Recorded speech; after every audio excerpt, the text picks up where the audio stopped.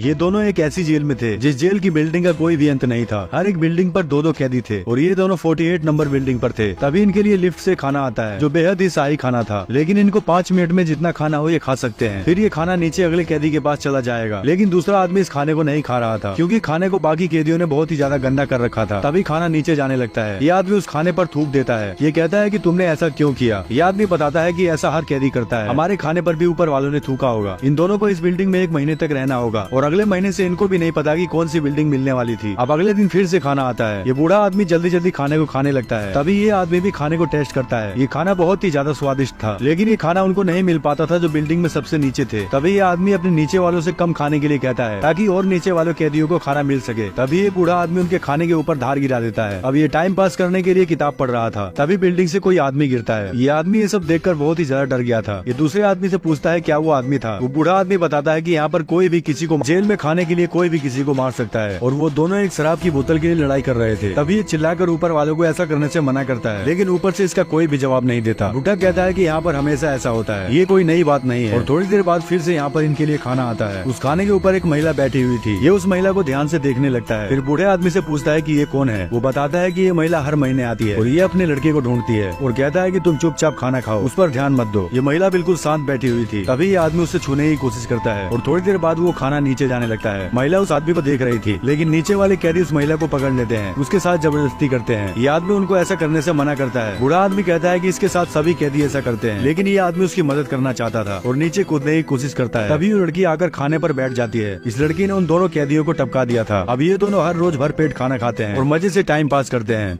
अब जैसे ही ये आदमी अपनी आंखें खोलता है, ये खुद को बंधा हुआ पाता है। इस आदमी को इसी के साथी ने बांधा हुआ था। ऐसा इसलिए क्योंकि अब ये 171 नंबर बिल्डिंग पर थे और ये बिल्डिंग सबसे नीचे थी, जहाँ पर इनको 1 महीने तक खाना नहीं मिलने वाला था। ये बुढ़ा आदमी कहता है मैं 1 हफ्ते तक तो भूख बर्दाश्त कर सकता हूँ, लेकिन उसके बाद मैं तुम्हारे टुकड़े खाऊंगा। ये आदमी इसे ऐसा करने से मना करता है, कहता है कि ये फालतू की बकवास बंद करो और मुझे चुपचाप खोल दो। लेकिन वो बुढ़ा आदमी इसकी एक नहीं सुनता। तभी थोड़ी देर बाद वहाँ पर खाने की लिफ्ट आती है, लेकिन वहाँ पर खाने का एक भी दाना नहीं था, केवल खाली बर्तन ही थे, क्योंकि ऊपर से खाना आते आते खत्म हो जाता था। इस खाने को ऊपर वाले कैदी खा लेते थे और यहाँ तक खाने का एक भी टुकड़ा आ जाए तो ये किस्मत की बात होगी। यहाँ पर हर बार खाने की लिफ्ट आती है, लेकिन इस बुढ़े आदमी को वहाँ पर खाने का एक भी टुकड़ा नहीं मिलता था। अब 1 हफ्ता बीत जाता है और वो बुढ़ा आदमी इसके पास आता है और कहता है कि तुम्हें बिल्कुल भी दर्द नहीं होगा। ये बेचारा मजबूर था, कुछ भी नहीं कर सकता था। अब ये बुढ़ा उसके पैर के थोड़े से मांस को निकालने लगता है। तभी वहाँ पर फिर से खाने की लिफ्ट आती है। उस लिफ्ट के ऊपर वही महिला बैठी हुई थी। तभी वो भागकर बुढ़े आदमी पर हमला करती है और उसे मार गिराती है। अब ये फटाफट इस लड़के को यहाँ से खोलती है, लेकिन लड़के के अंदर बहुत। अब फिर से इसकी आंख खुलती है तो इसने देखा कि अब ये 33 नंबर बिल्डिंग पर था। इसके साथ एक दूसरी कैदी थी। अब इस आदमी को राहत मिलती है क्योंकि इस बिल्डिंग पर इसको भरपेट खाना मिलने वाला था और थोड़ी देर बाद यहाँ पर खाना